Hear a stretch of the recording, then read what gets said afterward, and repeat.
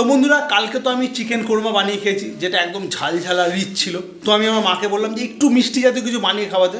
তো মা বললো পটলের মিষ্টি বানিয়ে খাবে। আমি তো শুনো অবাক, তো কী করে পটলের মিষ্টিটা মা বানাচ্ছে সেটা তোমাদের পুরো ভিডিওটাতে বলে দেবে। তো চলো দেরি না করে ভিডিওটা শুরু করা যাক। তোমার কী করছো তুমি? প্রথমে কী করতে হবে একটু বলে দাও পটলের মিষ্টি বানানোর জন্য। পটলের মিষ্টি বানাবার জন্য এরকম সাদা করে ছাড়িয়ে নিতে হবে। খোসা থাকলে একটু বাজে লাগবে, সাদা করে ছাড়িয়ে এই দানাটা বার করে নিচ্ছি। তো বন্ধুরা দেখে নাও, মা একদম সমস্ত পটলের ভেতর থেকে এই যে বীজগুলোকে বের করে নিয়েছে।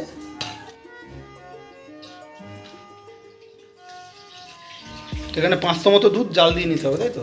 হ্যাঁ, দুধটা ফুটিয়ে গাঢ় গাঢ় করে নিয়েছি। মধ্যে দেবো হাফ বাটি গুঁড়ো দুধ, যাতে এটা গাঢ় হয়। একটু ছোট এলাচের গুঁড়ো, 1 চিমটি লবণ। দুধটা এই যে ফুটিয়ে একদম ক্ষীর হয়ে গেছে। এবার এর মধ্যে দেবো কাজু কিশমিশ কোচানো। ক্ষীর তো বানানো হয়ে গেছে। এবার পটলটাকে মিষ্টির রস করে তার মধ্যে পটলটা আমি ফোটাবো। কাপ জল দিলাম, এই হাফ বাটি চিনি দিলাম।